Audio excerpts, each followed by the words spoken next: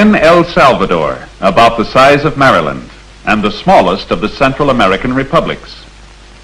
It is known as the Garden Republic, certainly one of the most beautiful countries in all Latin America. Lake Ilapongo, 10 miles by 5, is the national playground, and sooner or later, so they say down here, every one of El Salvador's 2 million people come here to admire and to enjoy themselves. The great highway bridge of Cuscatlan symbolizes El Salvador's progress. She has completed her share of the important inter-American highway. The road comes south from the United States via Mexico and Guatemala, and thence on to Panama via Nicaragua and Costa Rica. Along the road, we pass vast fields of sisal, a plant we know as the century plant. In El Salvador's semi-tropical climate, sisal grows lush and strong, as do the weeds.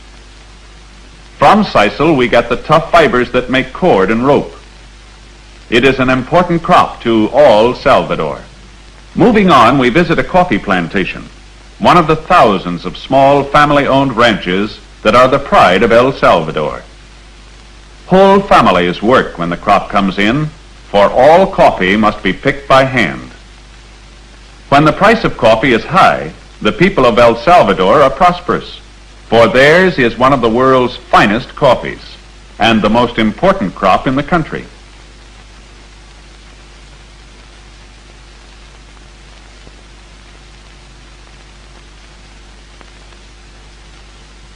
Each sack of coffee weighs about 100 pounds.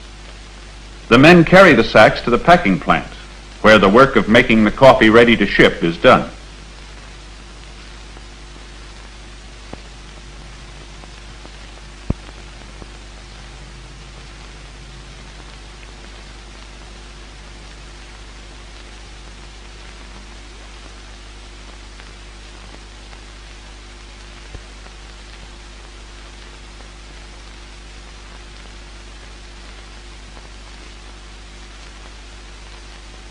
Sometimes these little plants are owned by one man, sometimes by groups of small growers working together.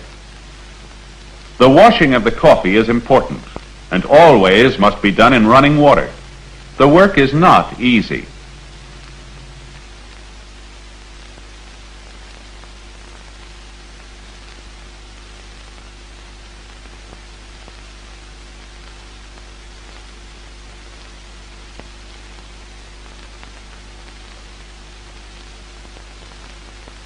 After the berries have been washed, they must be carefully dried so that moisture cannot harm them in the ships carrying the coffee to the United States and other countries that buy El Salvador's crops.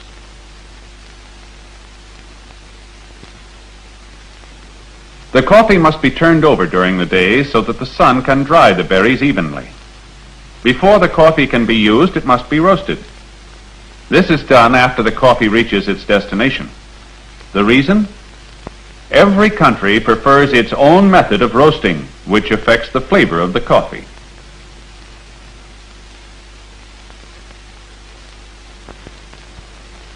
A side road brings us to the little village of El Ilabosco, where 2,000 people have won lasting fame for a most unusual art.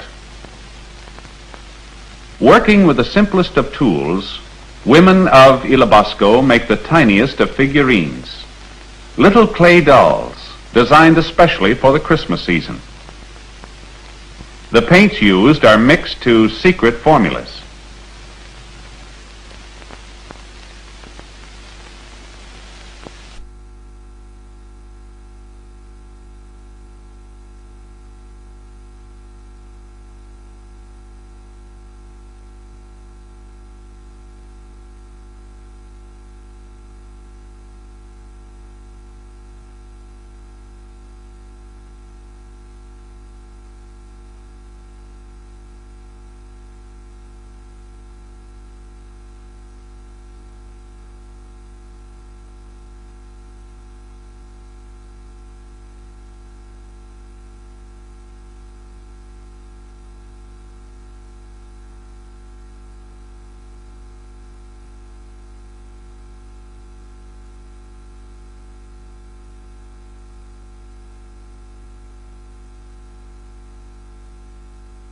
Very, very small the figures are.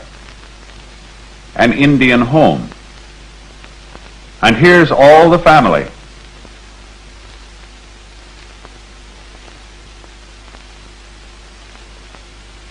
Aha! Superman, who is just as popular in El Salvador as he is at home.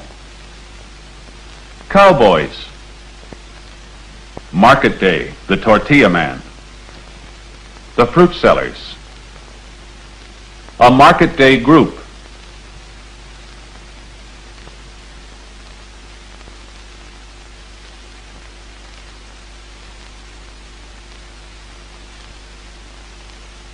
Sometimes the great inter-American highway develops traffic jams. International travel is still only a small percentage of the traffic. For after all, the road here belongs to the people of Salvador and their possessions, including the cattle. But we're soon free.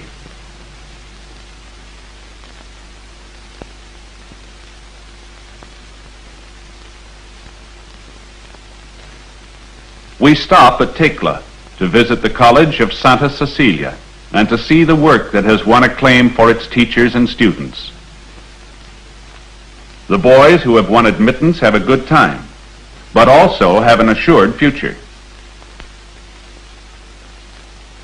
The boys specialize in the decorative arts, including work in metal fashioning. At the forge, they put to practical use their preliminary work in design, learning to shape metal and to weld it.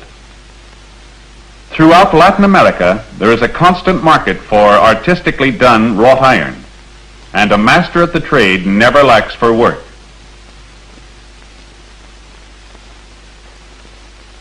Other students go in for wood carving.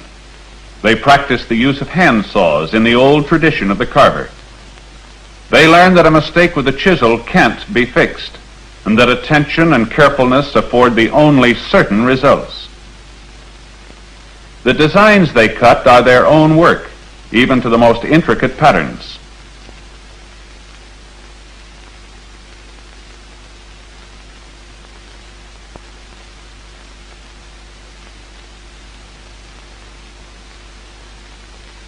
Assembled, stained, and finished. Cabinet work of this high standard has brought fame and prosperity to many graduates of Santa Cecilia's. Not every boy can qualify for this work, for the master craftsman must know all the branches of the trade, including the finest inlays. It's only a short run to San Salvador volcano, and to San Salvador itself, the capital city.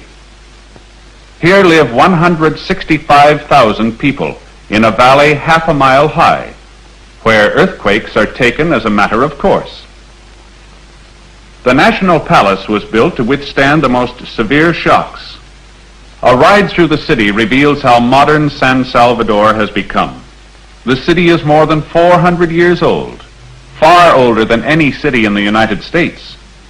Yet its streets teem with buses and cars and traffic policemen, exactly as in any city in our own land.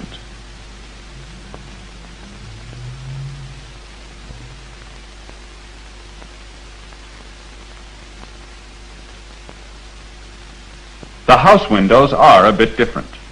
Always they are barred in the old-time Spanish way.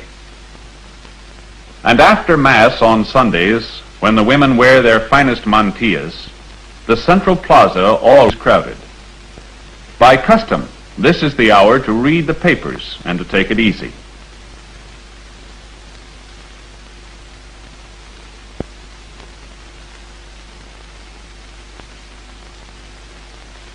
Good luck to our good neighbors, the people of El Salvador.